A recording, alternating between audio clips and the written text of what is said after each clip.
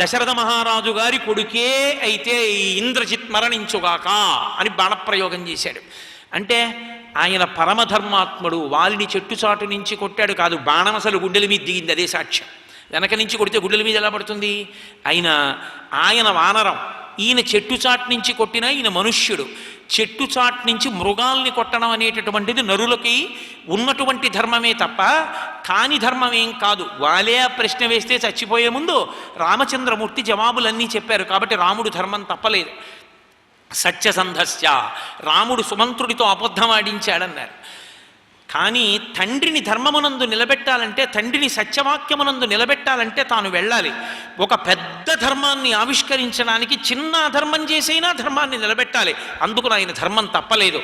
ఆయనకి పౌరుషం లేదన్నారు. ఎదుటి వీరుడు తను వింటినారిని వెనక్కి లాగి ఆకర్ణాంతము సాగతీసి బాణాన్ని తొడిగి విడిచిపెట్టడానికి అవకాశం లేకుండా వచ్చి మీద పడిపోతున్నటువంటి సందర్భమునందు సావకాశాన్ని కల్పించుకోవడానికి 3 అడుగులు వెనక్కి వేసి బాణానికి వింటినారిని వెనక్కి లాగవచ్చని ఆ ధనుర్వేదం అంగీకరించింది. అపసర్పణము అంటారు. కాబట్టి రామచంద్రమూర్తి ధర్మం తప్పలేదు. 3 అడుగులు వెనక్కి వేసిన కరుడు మీద పడిపోయాడు. కాబట్టి ఎడం కోసమని, చోటు కోసమని 3 అడుగులు వెనక్కి వేశాడు. కాబట్టి పౌరుషం తప్పినవాడు కాడు. దశరథిర్యది, ఆయన నరుడిగా పుట్టడం కోసం కౌసల్య గర్భవాసం 12 నెలలు చేసి దశరథ మహారాజు గారి యొక్క తేజస్సు చేత పుట్టినవాడే తప్ప కేవలము దేవతల యొక్క వరం చేత పుట్టినటువంటి వాడు కాడు. కనుక కేవలము నరుడిగా వచ్చినవాడు కనుక దాశరథియే. రాముని మీద ఉన్న అపవాదులకి జవాబు చెప్పి లక్ష్మణస్వామి రామచంద్రమూర్తి యొక్క శీల వైభవాన్ని నిలబెట్టి రామాయణానికి మూలమంత్రాన్ని ప్రసాదించినటువంటి ఘనత లక్ష్మణస్వామికే దక్కింది, ఇంద్రజిత్తుని పడగొట్టి. అంతటి మహితాత్ముడు లక్ష్మణస్వామి అంటే.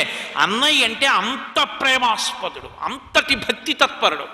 అసలు లక్ష్మణుడికి రాముడికి ఉన్నటువంటి అనుబంధం అపారమైనటువంటి అనుబంధం. అటువంటి లక్ష్మణస్వామి ఇంత వెంటపడి వచ్చి అంత సేవ చేశాడు. కైకమ్మ అన్ని పట్టుచీరలు కట్టుకుని అరణ్యవాసానికి వెడదాం అనుకుంటున్నావా? నువ్వు కూడా నీ భర్తతో నువ్వు కట్టుకునేటప్పుడు నారచీర కట్టుకో అంది. వశిష్ఠుడంతటి వాడికి కోపం వచ్చింది. ఆమెకి నారచీర కట్టుకోవడం రాకపోతే ఆమె కట్టుకున్న చీర మీద నారచీర కట్టి చూపించాడు రామచంద్రమూర్తి. అప్పుడు 365 మంది రాణులు ఏడ్చారు. దశరథ మహారాజు గారి రాణులు అంతఃపురం అంతా ఏడ్చింది ఆవిడ నారచీర కట్టుకోవడం అని. సర్వం శ్రీ ఉమామహేశ్వర పరబ్రహ్మార్పణమస్తు. స్వస్తి.